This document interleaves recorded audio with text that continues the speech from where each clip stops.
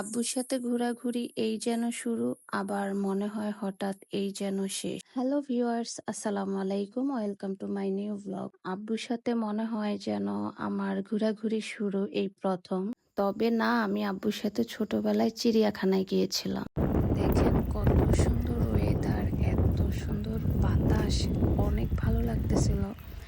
Dhaka university এরিয়াটা আব্বুর সাথে একা একা আমরা দুইজনই, একা না দুইজন মিলে একদম ঘুরতেছি মন মতো।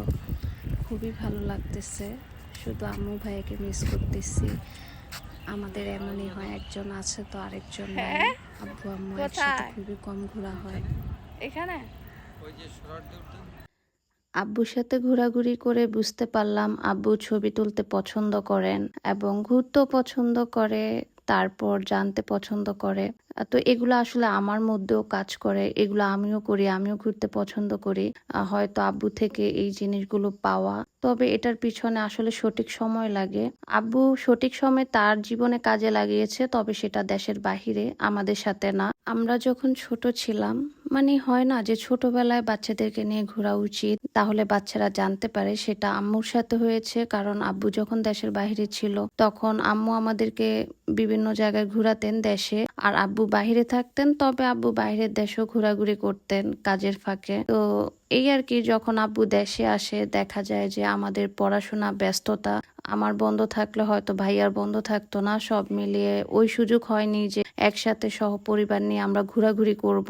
আর সত্যি বলতে আজও হয়নি একসাথে আমরা চারজন কোথাও যাব, ঘুরবো। আমার খুব ইচ্ছে করে আব্বু আম্মু ভাইয়া আমরা একসাথে কোথাও ঘুরতে যাই।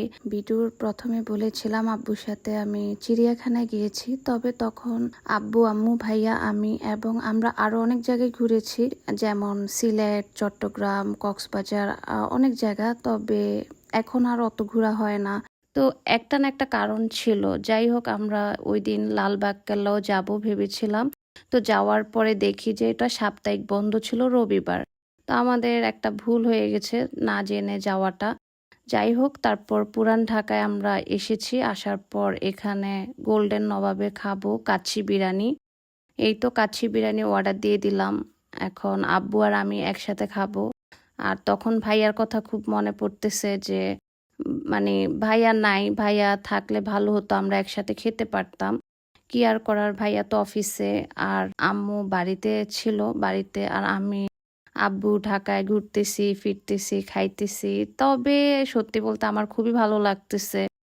আহ অনুভূতিটা আসলে বোঝানোর মতো না। যাই হোক, আলহামদুলিল্লাহ এতটুকু সময় আব্বুর সাথে পার করতে পারতেছি। আর জানি না সামনে কি হবে, কি ঘটবে। সবাই আমার আব্বুর জন্য দোয়া করবেন, আর আমার জন্য যদি পারেন কইরেন। আমিও দোয়া করি সবাই আপনারা ভালো থাকেন, সুস্থ থাকেন। ওকে, আল্লাহ হাফেজ এভরিওয়ান।